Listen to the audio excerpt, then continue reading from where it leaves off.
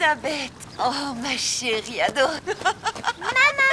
Ma fille adorée, ma douce chérie. Bonjour maman. Maman vous a tellement... Oui. Je vous ai manqué. Ah oui. Vous m'avez manqué. Anne serrait la jeune Élisabeth dans ses bras, pleurant en silence. Elle avait toujours voulu obtenir un engagement royal solide pour sa fille, promouvoir le mariage entre Élisabeth et le dauphin de France, afin de consolider la position d'Élisabeth. Elle avait tout donné, mais au final, elle n'avait même pas obtenu le respect le plus élémentaire de l'ambassadeur de France. À cet instant, elle comprit enfin clairement. La France n'avait jamais voulu reconnaître son statut de reine. Elle avait sous-estimé la gravité de la situation. Lors du banquet, Anne buvait avec fierté, mais le roi Henri, sans aucun égard pour la dignité royale, flirtait ouvertement avec d'autres femmes, et même la moquait et l'humiliait. Le désarroi et la solitude d'Anne à cet instant lui faisaient perdre toute la dignité qu'une reine devrait avoir. Quand Henri évoqua le mariage, l'envoyé français refusa catégoriquement. Il refusait absolument de reconnaître le statut de princesse d'Élisabeth, et ne reconnaissait que la princesse Marie. Ce résultat mit le roi Henri dans une rage totale. Après le banquet, Henri continuait à flirter publiquement avec d'autres femmes. Anne ne pouvait plus le supporter. Elle le réprimanda publiquement pour son infidélité. Ce geste mit Henri dans une colère noire. Après avoir entendu les paroles d'Henri, Anne resta figée sur sa chaise, pensant à Élisabeth, remplie de culpabilité et de remords. Elle avait tout donné, mais n'avait pas réussi à assurer un avenir stable à sa fille.